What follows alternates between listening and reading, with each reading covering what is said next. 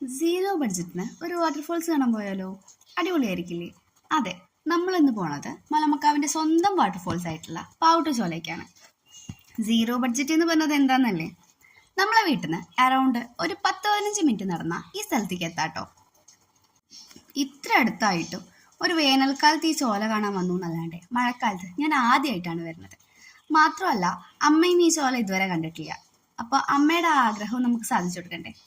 അങ്ങനെ ഞങ്ങൾ വീട്ടിൽ നിന്ന് അമ്മയും ഞാനും അരിത്രയും അക്ഷയും റോഷിതേച്ചിയും അനന്തേട്ടനും അങ്ങനെ ഒരു ടീമായിട്ടാണ് കേട്ടോ പോയത്. എല്ലാവരും ഉള്ളത് കാരണം തന്നെ നല്ല രസമായിരുന്നു കേട്ടോ യാത്ര. സോ ഞങ്ങൾ വണ്ടിയൊന്നും എടുത്തില്ല, നടന്നിട്ട് പോകാമെന്ന് തീരുമാനിച്ചു. ഇവിടെ എത്തിയപ്പോൾ അത് വേറെ തന്നെ ഒരു ഫീലായിരുന്നു. നമ്മുടെ നാട്ടിലാണെങ്കിൽ കൂടി ഈ ചോലേക്കുള്ള ഒരു വഴി അങ്ങോട്ട് ഇറങ്ങിക്കഴിഞ്ഞാൽ പിന്നെ അതൊരു വേറൊരു ലോകമാണ്. ശരിക്കും നമ്മളൊരു കാട്ടിൻ്റെ ഉള്ളിൽ പോയ പ്രതിനിധിയായിരുന്നു കേട്ടോ.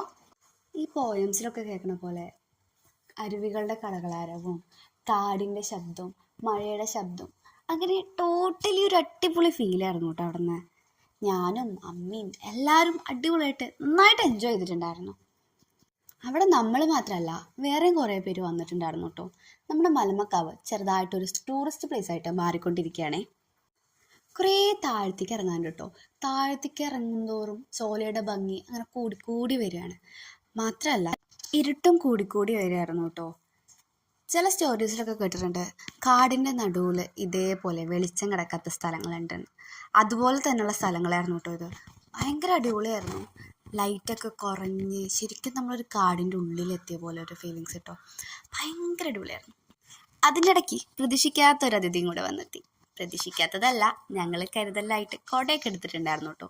പക്ഷേ ഇവൻ അടിപൊളിയായിരുന്നു.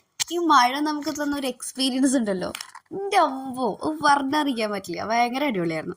ആദ്യം കോടയൊക്കെ പിടിച്ച് നടന്നെങ്കിലും പിന്നെ കോടയൊക്കെ ഒഴിവാക്കിട്ടോ. മഴയും ചോലയും ഒരുമിച്ച് കിട്ടിയപ്പോൾ പിന്നെ അങ്ങോട്ട് ഒരു എൻജോയ്മെൻ്റ് ആയിരുന്നു കേട്ടോ.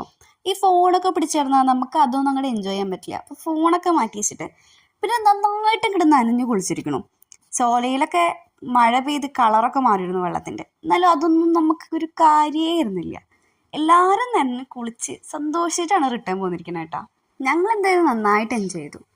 സോ ഇതുവരെ ഇത് കാണാത്ത ആൾക്കാർ എന്തായാലും ഒന്ന് വന്ന് കാണൂ കേട്ടോ. അടിപൊളി ഒരു എക്സ്പീരിയൻസ് ആണ്. അപ്പോൾ ഓക്കെ, ബൈ.